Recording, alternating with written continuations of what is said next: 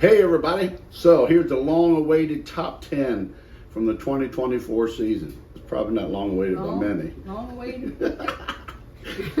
From you, whatever it is now that was on our YouTube channel, 70 people, whatever, if you watch it.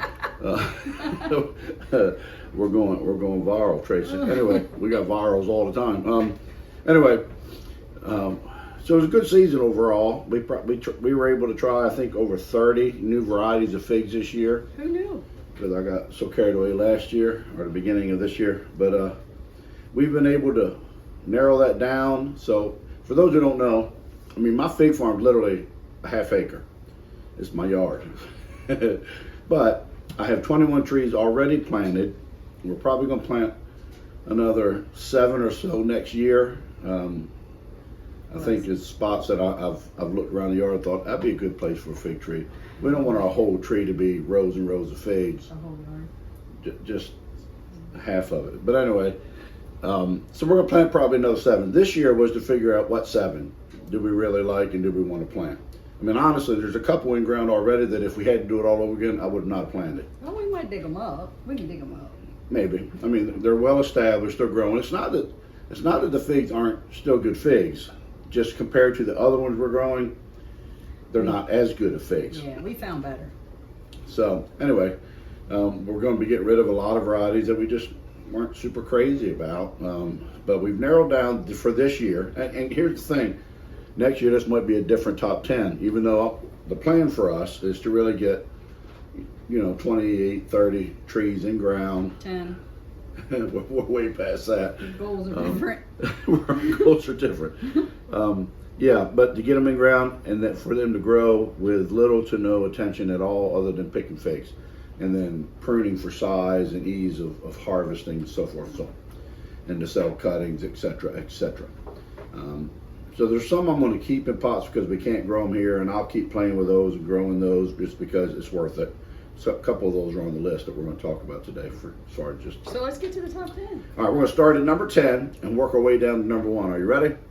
All right, number 10 is Old Faithful for us, the one we've been growing longer than any other variety, and it doesn't get a lot of praise on the fig industry or in the fig world, but it's a rock solid variety for anybody who says, look, I'm not interested in all the growing a bunch of varieties. I just need a fig that's going to produce and produce well, and that's Celeste.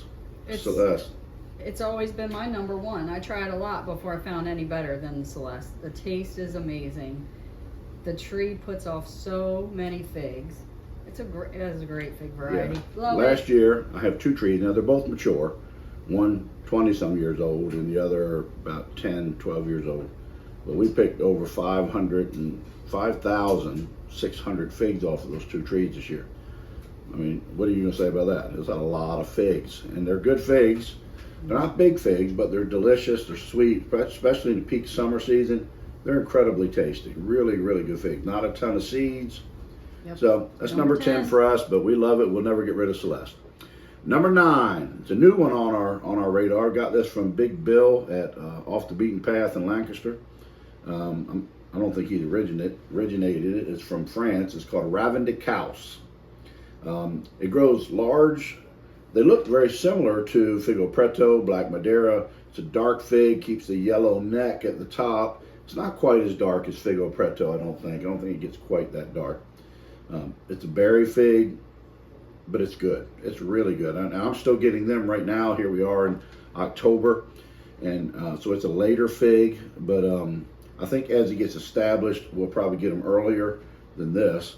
But it's still ripening figs, and they're good. Even this time of year, they're very good. So I find that fall figs are not as good as peak summer figs. Mm-hmm. But anyway. Number 8. Number 8, the Olympian. It's a good fig. Yeah, it's large fig, super cold hardy. Good fig. Good tasting fig. And a lot of people describe it as peaches dipped in honey.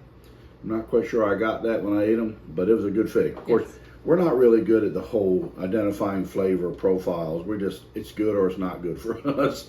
And that was a very good fig. Very, very productive. Number 7. You know what that is? No. I got the initials on here. DCJG. Del San Wami Grand. That's considered a top tier fig. It's a fickle fig. It's not easy to grow. Not one. I don't think we could even grow it in ground here.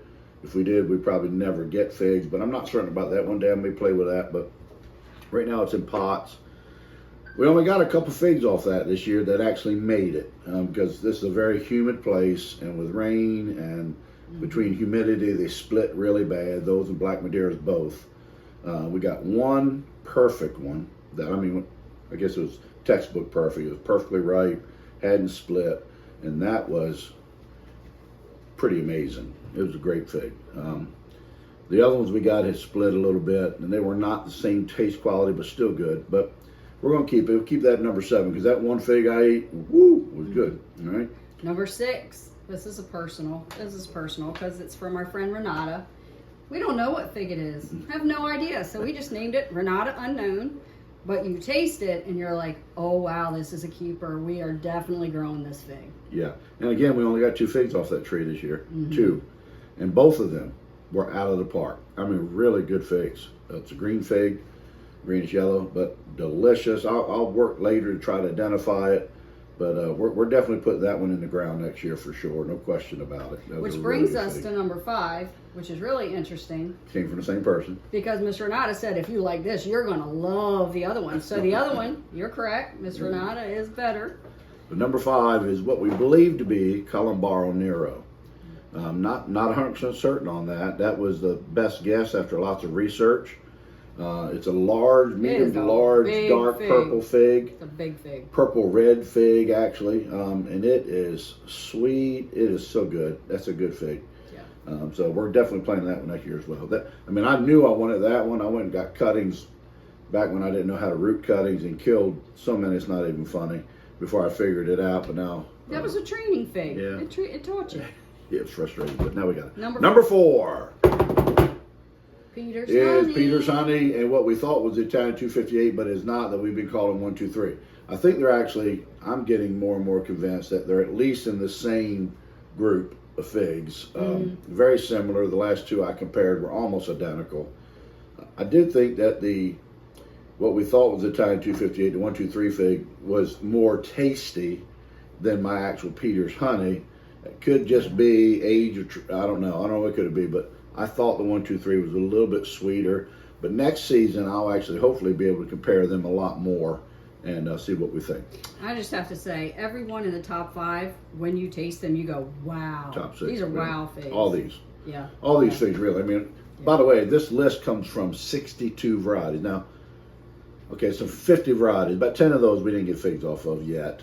But this is from 50 different varieties, this top 10. And so I did tons of research on what can grow here, what's really good tasting, blah, blah, blah. Tons of videos. Tons of videos. Tons of research. All right, where are we at? Number 3. Number 3, which these top 3, man, they're neck and neck for me.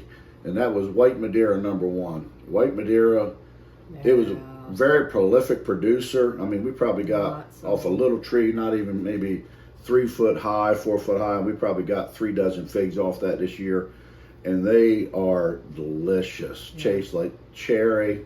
That's one that I can get the cherry flavor Definitely.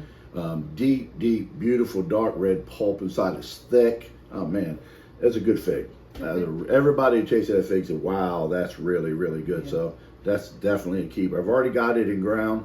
Should do good as far as growing in our climate, because it's a fig variety that will do well in zone 7. So for number 2, the person who typed it put this as number 2, but me, the person who didn't type it. Again, they're so close. This is my number 1. This is my number 1. I only think I tried one of these figs. I think we only got like 2 or 3. It was like, that's the best fig. That's the best fig ever, and that is the Smith. It's a good fig, man. I'm not going to argue with it. It's a great fig. And it's cool. It's one of the first trees that we bought together in Pennsylvania. Yeah. On a trip to Lancaster. So it's a cool little story, and we love the fig. And we got one in the greenhouse. It's actually still got 3 figs on my potted Smith. Oh. And I've got it in the greenhouse, and one of them is getting very close. We're pretty excited about that. That is exciting. I've got a fig marauder out here in my backyard, a squirrel, who every time, if I don't protect somehow the tree, and I leave it on there just the day I plan to pick it, he steals it. And it's been unbelievable. But he's taken probably 20 of my perfectly ripe figs that I've been waiting for, and I come back the day to pick it, like I'm going to pick it, and his turkey's already stole it. I watched him the other day run across my yard with a fig in his mouth, so I know that's who's doing it. It's turkey. Number one. I'm gonna get a trap for him, make a hat out of his behind. Anyway, number one for me was the Figo Preto / Black Madeira, but excellent fig. Wow. Incredible. The one Figo Preto we got that, I mean, Wow. again, I think I was able to get that one to perfect ripeness. Yeah. It was perfect. It wasn't split. It was beautiful. I got pictures of them. We're gonna get it printed and put it on our wall. I don't know, but it was great, man. That fig was amazing. The best fig I ate this year was that Figo Preto. That's why I put it number one. Definitely. Smith was definitely very close second. White Madeira very close to. I mean, those top three. It was really hard to figure out the 1, 2, 3 out of it, but there you go. There's our top 10. Our top 10. Who knows where they fall in the world's top 10? But this is Daryl and Tracy's top 10. Yeah, we thought we would give honorable mention to 3 other ones. Oh. Just they're not in the top 10. When you're growing over 100, it's hard to pick just. Honorable mentions go to my Big Green, which I believe is Brooklyn White. We believe that's what we're saying right now, but for us, we just call it Big Green. It's just a crazy producer. You know, over 2,000 figs from one tree, and I don't mean little figs. I mean big figs. They're large figs, taste delicious when perfectly ripe. And then we had Chicago Hardy, which everybody knows. Chicago Hardy, you don't rave often about the flavor because compared to all these other ones, it doesn't measure up to flavor-wise. But for hardiness and production, that tree has been turning on all summer long. I've got over 100 figs off a little teeny tree that's probably 5 foot tall. I mean, it just cranks out. It's still cranking out the figs right now, matter of fact. I'm still getting figs off that just about every day. Can't believe this was just an honorable mention. This is such a phenomenal fig. And it's local to us here we're in Maryland, but it's in Virginia. But we could drive there.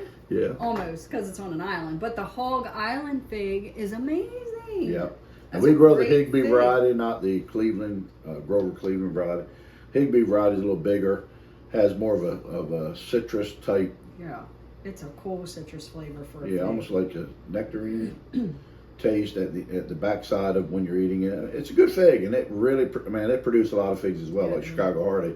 I mean, I probably got close to 7 or 8 dozen, maybe 10 dozen figs off of my Hog Island this year. So, great producer, very hardy so far. Now, this year is a test. I'm going to just give you a little bit of a projection. I'm not protecting any of my trees this year. I am going to put some mulch around the base of them. Yay. And that's it, because we want to grow figs that can make it in our climate without a bunch of fuss. And so, every one of them this year, they had the whole summer season to get established. And I'm just putting mulch around the bottom of it, and we'll see next spring what survives and what doesn't survive.